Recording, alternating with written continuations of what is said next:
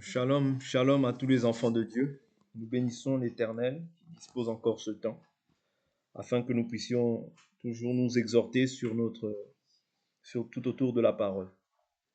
Donc aujourd'hui, nous allons entamer un nouveau thème qui va s'intituler « Dis ce qui est conforme à la saine doctrine ». Donc je répète, « Dis ce qui est conforme à la saine doctrine ». Donc il y a une conformité que Dieu a fixée pour ses enfants. Okay? Il y a des choses qui sont conformes. S'il y a des choses qui sont conformes, ça veut dire qu'il y en a d'autres qui ne le sont pas. Okay? Et sur cet enseignement, la chose qu'on va essayer de toucher, c'est vraiment tous les points qui sont liés à la conformité et tous ceux qui ne le sont pas bibliquement parlant. Okay? Bibliquement parlant. Voilà pourquoi on parle de la saine doctrine. Quand on parle de la saine doctrine, on parle de quoi en réalité? On parle de ce qui est saint, ce qui est pur, ce qui est sans tache, ni ride, ni rien de semblable.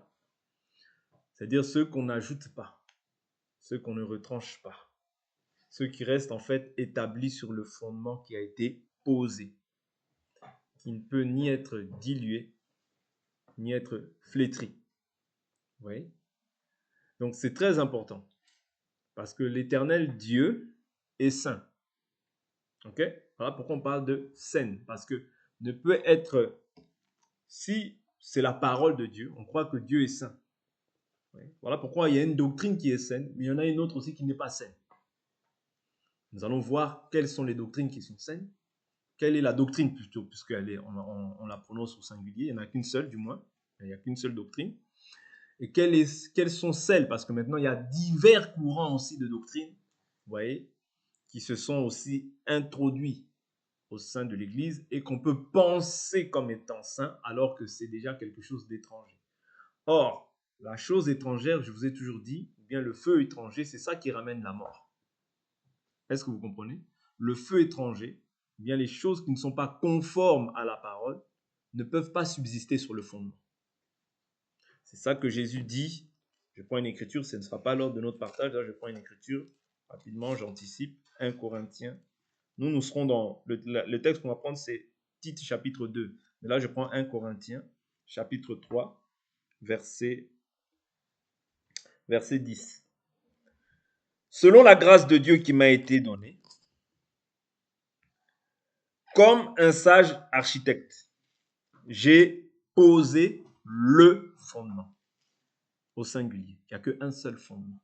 Il n'y en a pas deux, il n'y en a pas trois, il n'y en a pas 1000. Écoutez bien, soyez attentifs.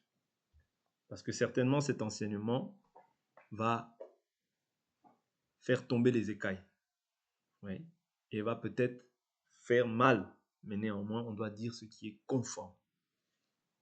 Après, que chacun soit libre d'accepter ce que Dieu dit ou de faire ce que lui veut. C'est ce que Josué a dit. Choisissez maintenant. Qui est-ce que vous voulez servir? Soit les dieux que vos pères ont servis, soit l'Éternel. C'est Josué qui a dit ça, chapitre 24. Choisissez maintenant qui est-ce que vous voulez servir. Vous comprenez? Donc c'est très important qu'on puisse choisir. C'est-à-dire la résolution, je vous dis toujours que ça ne va pas venir de Dieu. Non. Quand je dis ça ne va pas venir de Dieu, Dieu a fait déjà sa part. Sa part, c'est de te donner son Saint-Esprit. Ouais. Et sa part, c'est aussi de permettre que tu sois maintenant enseigné. Ouais. Sa part, c'est maintenant permettre que tu sois enseigné. Vous voyez, donc le fait que tu sois enseigné, ok, c'est ça la part de Dieu. Donc Dieu ne va pas redescendre pour te dire non, fais ceci, cela. Dieu peut t'exhorter par son esprit. Dieu peut te confirmer les paroles que je vais dire. Mais néanmoins, le fondement subsiste scellé. Oui. Quelque chose de scellé, c'est quelque chose d'irrévocable. C'est-à-dire, on ne revient pas dessus. C'est comme le fait que maintenant tu aies reçu le Saint-Esprit. Quand tu reçois le Saint-Esprit, c'est un acte scellé. Ça veut dire Dieu ne va plus revenir pour te prendre ton Saint-Esprit. À moins que toi-même, tu ailles voir maintenant les faux dieux. À moins que toi-même, parce que l'Écriture est claire, hein, celui qui persévérera jusqu'à la fin sera sauvé. Ouais, il est vrai que c'est un acte irrévocable. Mais si de toi-même tu te détournes, Comprenez? Donc, Dieu en a fait sa part. Mais c'est de toi-même maintenant, tu t'es détourné. OK? Donc, 1 Corinthiens chapitre 3. Mais je crois qu'un enfant de Dieu véritable ne peut pas se détourner. Ouais, ça, c'est ma conviction. Je crois qu'un enfant de Dieu véritable ne peut pas se détourner. Ouais, ne peut pas. Parce que la Bible nous dit, je n'ai perdu aucune de mes brebis. C'est-à-dire, les brebis du Seigneur entendent sa voix et elles le suivent. Même avec des difficultés, mais elles finiront toujours par arriver à gravir la montagne. Parce que la Bible nous dit, si tu dis à cette montagne, ôte-toi de là, cela se fera. Vous comprenez? Les montagnes, c'est les problèmes. Les montagnes, c'est même la doctrine que des fois, il y a des gens qui peuvent dire, ah, faire ça, c'est une montagne. C'est difficile. Mais quand tu es un enfant de Dieu, Dieu te donnera toujours la capacité et la force de pouvoir parvenir à faire la chose parce que c'est sa volonté. Est-ce que vous comprenez? Donc, la volonté de Dieu doit s'accomplir dans la vie de tous ses enfants. Parce que si nous croyons, nous devons croire, c'est-à-dire de la même manière. Ouais, parce que c'est-à-dire nous avons un seul Dieu. Et du fait que nous avons un seul Dieu, nous avons aussi une seule foi. Ici, je ne parle pas de la foi au salut. Tu crois, oui, tu as cru en Jésus comme Seigneur et Sauveur. Oui, ça c'est la foi au salut. Mais la foi comme étant le fondement, comme étant la fondation, comme étant la parole dans son entièreté. C'est-à-dire qu'il y a un seul fondement auquel tout enfant de Dieu doit croire. C'est-à-dire, si je dis que toi tu es mon frère, ou je dis que toi tu es ma sœur, et que tu me dis qu'il y a 3 dieux, on n'est pas dans la même doctrine. Vous comprenez? Si tu dis que voilà, tu amènes une doctrine étrangère ou tu amènes une pensée qui contredit les Écritures, on va s'asseoir, on va discuter. Mais si tu demeures en fait dans le faux, dans la fausseté, en te disant par exemple que Jésus-Christ n'est pas le sauveur du monde, pour moi, tu n'es pas dans la vraie parole, tu n'es pas dans la vraie doctrine. C'est-à-dire que ça, c'est une doctrine, mais c'est une doctrine qui n'est pas saine. Vous comprenez? Parce qu'il n'y a qu'un seul fondement, comme Paul nous dit dans 1 Corinthiens 3,10. Donc Paul il dit, j'ai posé le fondement et un autre bâti dessus. C'est-à-dire le fondement que Paul a posé, il ne le pose pas de sa propre autorité, mais il la pose par l'autorité qui lui a été transmise par le Seigneur. En réalité, le fondement que Paul pose, c'est un commandement. Et les commandements, je vous dis qu'ils ne sont non négociables. Tu peux t'énerver comme tu veux. Tu n'es pas plus fort que Dieu. Tu n'as pas existé avant le Seigneur. Vous comprenez? Tu peux te fâcher comme tu veux. Oui. Dieu est plus grand que nous et connaît toutes choses. Ok? Donc, il dit car, verset 11, personne, je veux que vous souligniez ça, car personne, personne ne peut poser un autre fondement. Personne. Est-ce que vous comprenez? Personne. Quand je crois, il faut que tu comprennes que personne, je le répète, personne, c'est-à-dire personne qui n'est né de la chair et du sang peut venir t'annoncer autre chose que ce qui a été écrit. Ça, il faut être ferme dans ce que tu crois. Personne. Oui. Ni ton père, ni ta mère, ni tes enfants, ni ton neveu, ni ta nièce, ni un ami, ni ta tante, ni ton oncle, ni tes amis, ni ta soeur, ta cousine, qui que ce soit. Personne. Oui. Parce que la fondation, elle est faite par Dieu. C'est-à-dire Dieu a seulement choisi des hommes, vous voyez, qu'il a élevés au rang de ministre de la parole pour pouvoir maintenant poser ce fondement. Voilà pourquoi il dit personne. Même pas lui. Parce qu'il dit, si moi, ou si même un ange venait vous annoncer un autre évangile que celui que je vous ai annoncé, qu'il soit anathème. Anathème, ça veut dire qu'il soit maudit. Est-ce que vous comprenez? C'est-à-dire annoncer un autre évangile. Plaire aux autres, c'est la malédiction qui t'attend. Oui.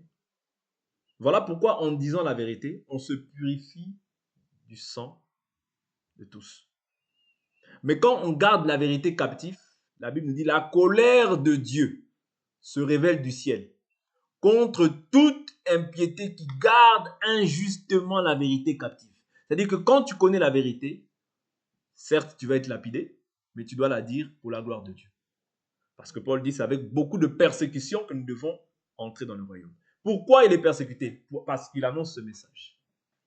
Ce message-là vient pour te persécuter. Vous comprenez? Le message que, de même que Étienne annonçait, c'était pour sa mort. Vous comprenez? C'est pour vous dire que le message que nous annonçons, ouais, ce n'est pas un message qui fait plaisir à la chair. Voilà pourquoi si tu marches par la chair, il te sera difficile, ouais, de recevoir ces messages. Très, très difficile. Mais si tu marches par l'esprit, tu vas comprendre que l'amour se réjouit de la vérité. Est-ce que vous comprenez? Personne ne peut poser un autre fondement que celui qui a été posé, savoir Jésus-Christ. Oui, le fondement est posé sur Jésus-Christ. Jésus-Christ a une doctrine. Jésus-Christ a un enseignement qu'il a relayé, je le dis toujours, ou bien qu'il a transmis, ok, au monde, mais en particulier aux apôtres, ok, pour que les apôtres aussi puissent le perpétuer en Israël, ok. Mais quand il a choisi Paul, c'était pour que Paul soit la lumière des nations, c'est-à-dire qu'il puisse annoncer cette lumière-là aux nations, afin qu'eux aussi croient et qu'ils soient sauvés. Ce que Paul a dit, ce que Pierre a dit, ne peut pas se contredire. Parce que Pierre ne parle pas de sa propre autorité. Paul ne parle pas de sa propre autorité. Ok? Le fondateur de l'évangile, ce n'est pas Paul. Le fondateur de l'évangile, ce n'est pas Pierre. Celui qui est le fondateur de cette bonne nouvelle, c'est Christ Jésus lui-même. Ouais. Celui qui est le créateur, qui est la tête du corps de l'Église, c'est Christ Jésus lui-même. Cette parole n'a pas été donnée par un homme. Vous comprenez? Parce que la Bible nous dit, c'est poussé par le Saint-Esprit que des hommes ont parlé de la part de Dieu. C'est poussé par le Saint-Esprit. Vous comprenez? Ici, on est en train d'abord de prendre faire un résumé de tout ce qu'on va commencer à partager dans la suite des jours. Vous comprenez? Donc, c'est très important de comprendre que déjà, premièrement, le fondement, c'est Jésus. La parole qu'on annonce, c'est Jésus. Jésus, ce n'est pas seulement Matthieu, Marc, Jean, Luc, Actes des Apôtres, Romains. Non, Jésus, c'est la totalité de la parole. Est-ce que vous comprenez? C'est la totalité de la parole. Et il nous dit quoi au verset 12 de 1 Corinthiens 3? Or, si quelqu'un bâtit sur ce fondement avec de l'or, de l'argent, des pierres précieuses, du bois, du foin, du chaume, l'œuvre de chacun sera manifestée, car le jour la fera connaître. Ouais, le jour la fera connaître, parce qu'elle se révélera dans le feu. Et le feu éprouvera de quelle nature est l'œuvre de chacun. Si l'œuvre bâtie par quelqu'un sur le fondement subsiste, il recevra une récompense. C'est pour cette chose-là qu'il faut que nous puissions nous battre, pour la récompense. Ok? Si l'œuvre de quelqu'un est consumée, il en subira la perte. Pour lui, il sera sauvé, mais comme au travers du feu. Ouais. Donc là, on parle de l'œuvre qui est bâtie. Voilà pourquoi l'œuvre, nous ne devons pas la bâtir avec sentiment. Parce que quand on met les sentiments, on éloigne Dieu. Souvenez-vous, lorsque Élie, le sacrificateur, a voulu câliner ses enfants plutôt que de les reprendre sévèrement parce qu'ils étaient en train de faire des choses qui étaient abominables, la colère de Dieu s'est abattue non pas seulement sur ses enfants, mais sur lui-même et sur toute sa famille. Voilà pourquoi il est important de ne pas faire de la compromission en termes de parole. Je vous ai toujours dit, Lévi, qui était le troisième fils de Jacob, que Dieu avait pris pour le consacrer au temple, c'est-à-dire pour enseigner les Israélites, pour faire, pour faire l'œuvre, pour faire les sacrifices, pour offrir les sacrifices, vous voyez, pour offrir les sacrifices, les holocaustes matin et soir, qui étaient établis selon la loi, la Bible nous dit, il n'a ni père ni mère.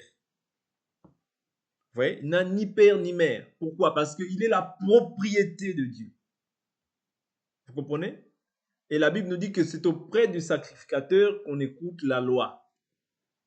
Voilà pourquoi quand tu parles, quand tu présentes la parole, ce n'est pas pour te faire des amis. Parce que quand Samuel était consacré, il était consacré pour être juge. Sa mère dit quoi? Elle dit, je veux l'offrir à l'Éternel. Je veux l'offrir pour qu'il soit au service de l'Éternel. C'est-à-dire que quand tu es consacré, tu n'es plus consacré pour tes enfants, pour ta femme, pour qui que ce soit. Non, tu es consacré pour Dieu, pour parler de la part de Dieu, pour faire ce que Dieu te dit. Est-ce que vous comprenez? Je suis en train d'abord de poser des pierres afin que nous comprenions comment est-ce que nous allons avancer. Oui. Quand on est établi pour faire ce que Dieu dit.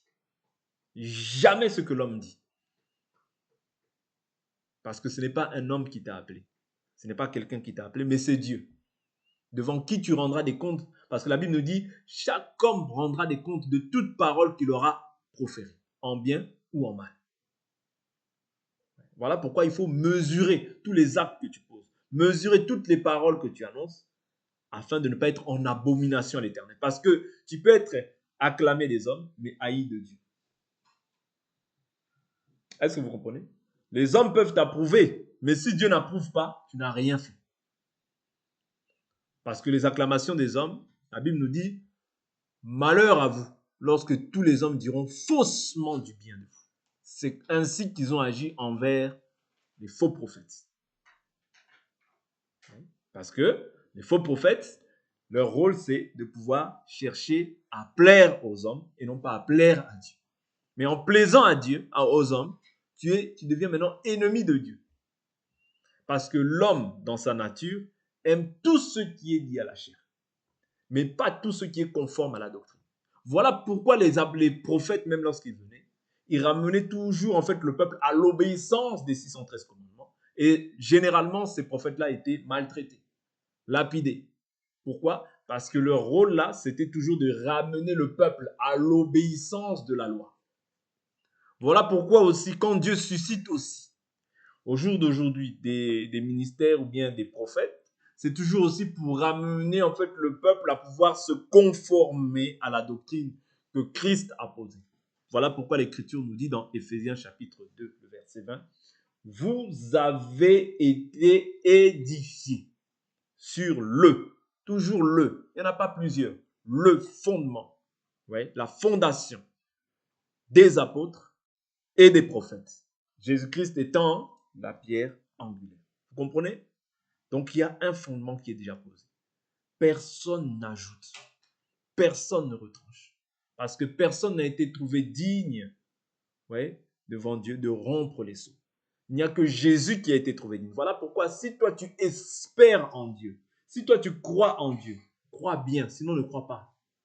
Sinon ne perds pas ton temps, va vivre. Je vous dis la vérité. Sinon ne perds même pas ton temps, va vivre comme tu as envie de vivre. Parce que Jésus n'est pas venu pour tout le monde. Jésus est venu pour ceux qui croient en lui. Oui. Dieu a tant aimé le monde. Il a fait quoi? Il a donné son Fils.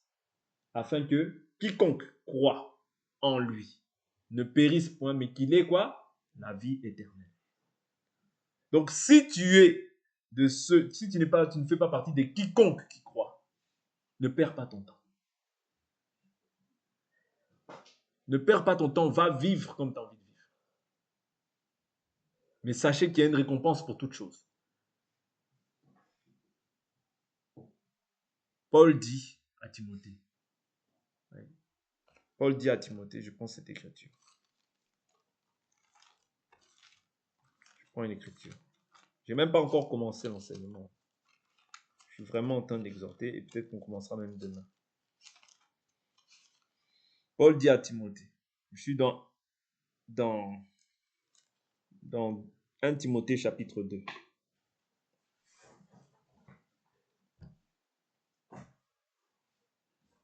1 Timothée chapitre 2. Je prends à partir du verset 4.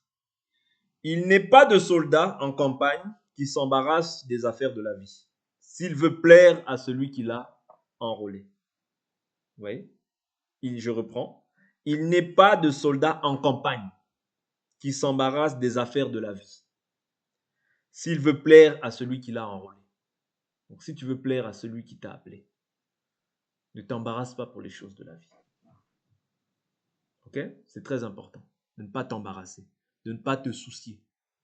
Jésus a dit que vos cœurs ne se troublent point. Croyez en Dieu, croyez aussi en moi. C'est-à-dire, si tu crois en Dieu, tu dois croire aussi le serviteur que Dieu a placé au-devant de toi. Tu ne peux pas croire en Dieu et celui qui est là, qui t'annonce la parole, tu ne crois pas en ce qu'il dit. Non, tu perds ton temps. Vous comprenez? Tu perds ton temps. Parce que Paul dira à Timothée, veille sur toi-même et sur ton enseignement. En agissant ainsi, tu te sauveras et toi-même et ceux qui t'écoutent. C'est-à-dire, le salut vient par l'écoute. Ne croyez pas au faux salut là où les gens vous disent que oh non, moi c'est seulement Jésus, c'est seulement Dieu. Ça c'est totalement faux. Dieu ne peut pas agir comme Dieu ne se contredit pas. Aujourd'hui, chacun vit comme il veut. Non, ça c'est pas la saine doctrine.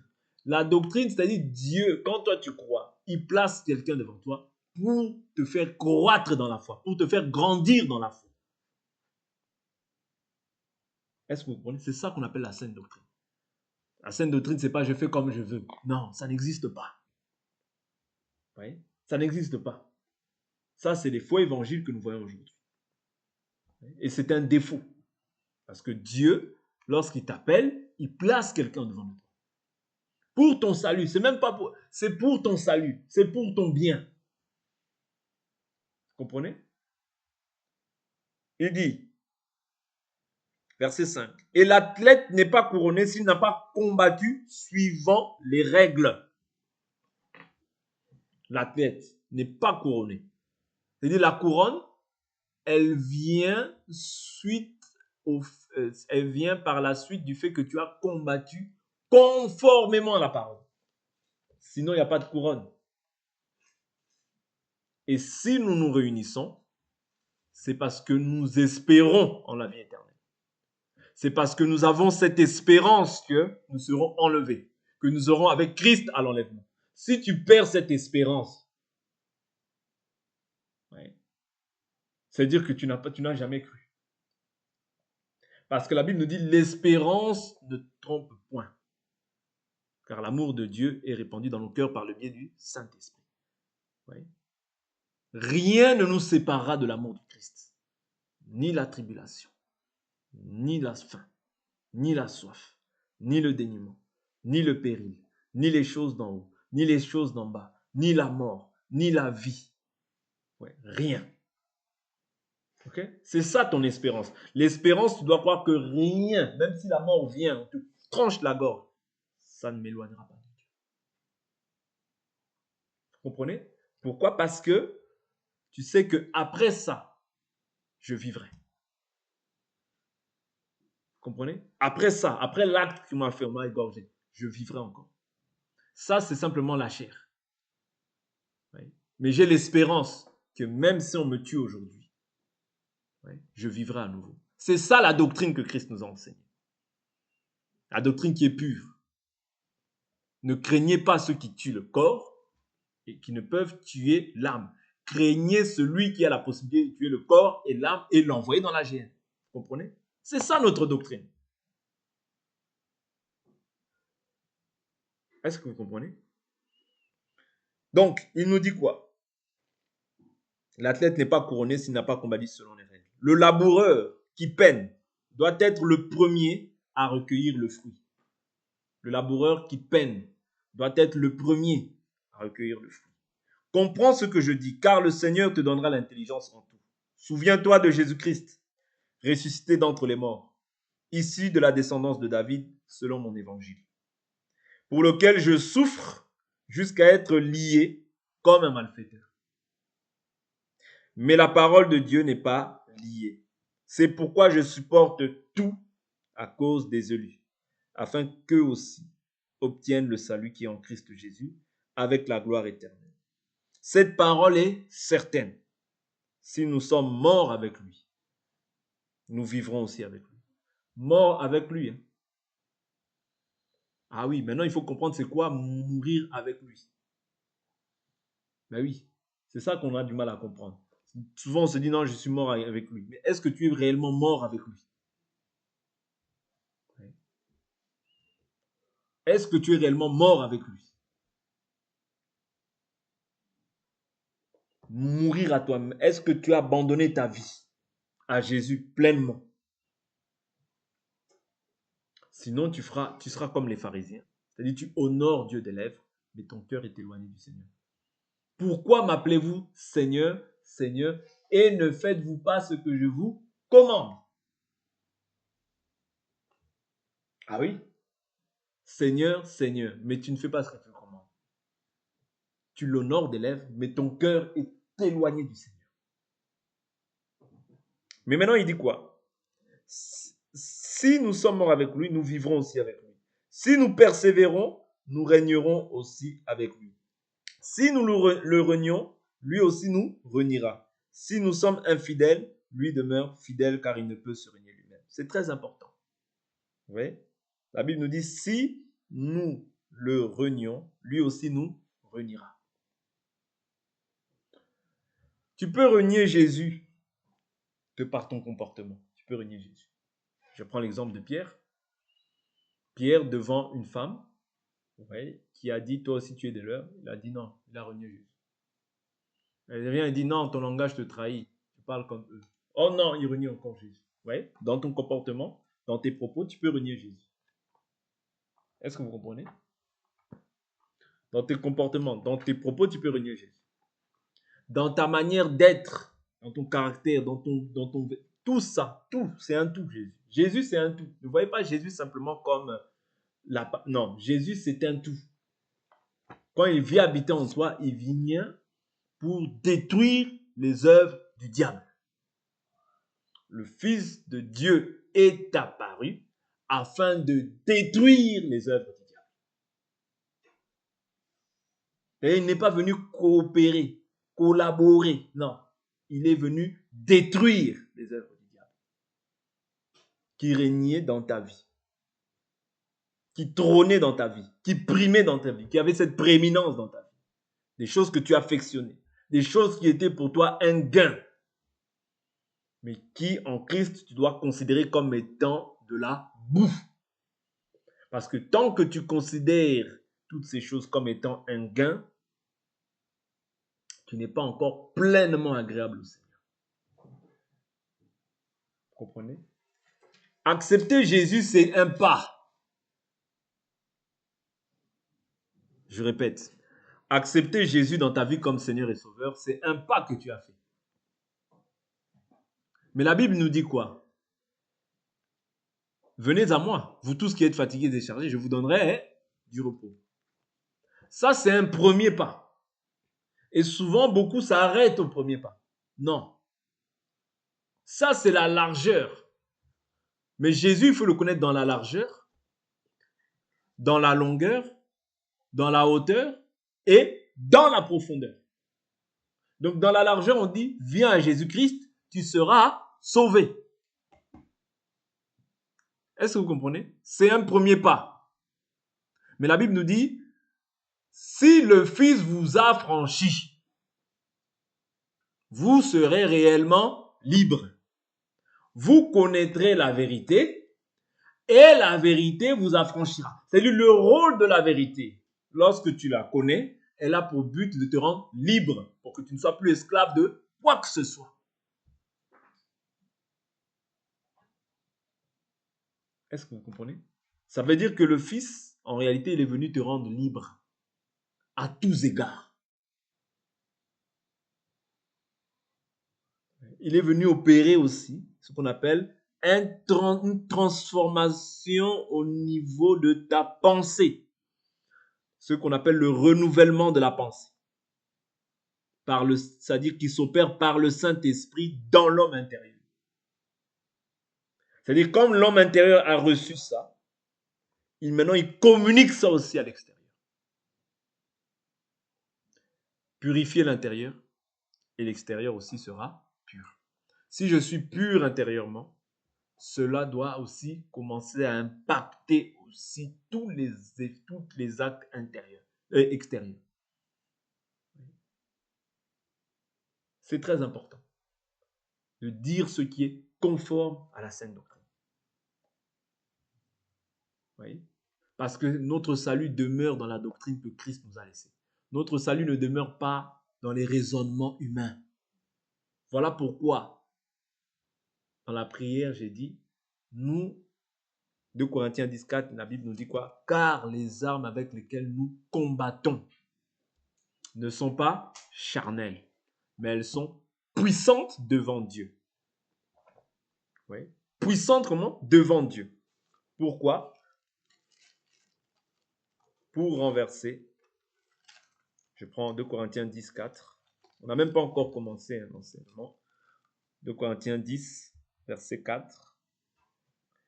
Car les armes avec lesquelles nous combattons ne sont pas charnelles, mais elles sont puissantes devant Dieu pour renverser des forteresses. Nous renversons les raisonnements. Oui. Les forteresses s'élèvent dans les consciences de plusieurs. Les raisonnements. Les gens qui aiment raisonner par rapport à la parole. Oui, mais.